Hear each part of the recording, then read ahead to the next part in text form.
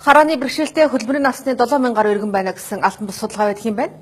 Эдгээр иргэдийн 4 орчим хувь нь ажил хийдэг байна. Тэд ихэвчлэн бариа заслын газарт ажиллаж байгаа. Харааны бэрхшээлтэй иргэдийн ажлын байрны сонголтыг нэмэгдүүлэх үүднээс баристагийн сургалтыг эхлүүлсэн байна.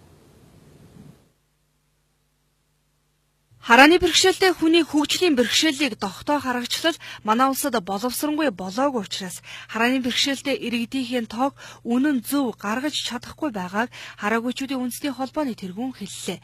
Албан бус судалгаагаар 14500 орчим харааны бэрхшээлтэй иргэн бий гэсэн судалгаа байна. Эдгээр иргэдийн тун бага хувь нь ажил хийж байна. Ажил хийж байгаа хараагүй иргэдийн дийлэнх нь бариа заслын газарт массажист хийдэг юм байна. Цөөн хэдэн харааны бэрхшээлтэй хүүхдүүдийн сургууль, хараагүй хүмүүсийн хөдөлмөр сургалтын үйлдвэр, номын сан, FM радио болон өөрсдийн холбоондоо ажиллаж байна. Яг өнөөдөр бид нэр хараагүй хүмүүст зөвхөн болгон массажист болгох чадахгүй, дурггүй байна. Тийм байгаа болохоор өшөө бас боломжит ямар ажил байна уу гэдэг шинэ ажлын байрыг бид нэр судалж байна л да. Тэгээ яг ингээд дэлхийн олон улсад бас мэдээж нэг гар урлын ажлууд, гараар хийдэг ажлуудаас гадна бас нэг хийдэг ажил нь бол сүүлийн үед нөгөө кофе бариста мэрэгжил болж байна. Өөрөөр хэлэх юм бол бас тодорхой хэмжээний суул харадаг үлдэгдэл хараатай хүмүүс маань кофе баристаг ингээд яг яаж хийх вэ гэдэг тусгай орчинд нь суралцаад мэрэгжил эзэмшчих юм бол энийг маш сайн хийдгэн гэдэг нь олон улсад бас танигдаад хийгдэж эхэлж байна. Бусад хөгжлийн бэрхшээлтэй иргэдтэй харьцуулах юм бол харааны бэрхшээлтэй иргэд мэрэгжил эзэмших боломж хязгаарлагдмал байдаг юм байна. Гэхдээ харааны бэрхшээлтэй иргэнд мэрэгжил олгосон дуршлаг олон улсад цөөнгүй байна. Үүний нэг нь баристагийн сургалт.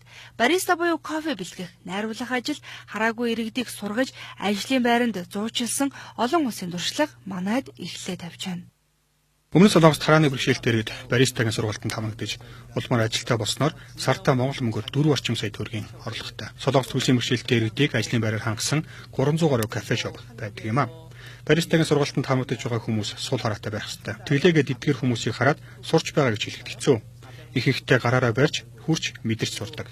Харин төхөөрөмж ямар зориулттай хаана байдаг вэ гэдгийг цээжлэх хэрэгтэй болтгоо.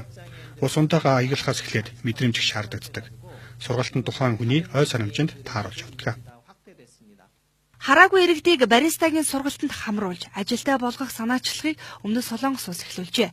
Тус улс 2008 оноос хараагүй иргэдээ энэ төрлийн сургалтанд хамруулж эхэлсэн байна. Манай улсад хараагүй иргэдэд зориулсан бариста бэлтгэх сургалт 4 сарын турш явагдах бөгөөд нэг удаагийн сургалтаар 6-7 хүнийг бэлтгэх юм байна.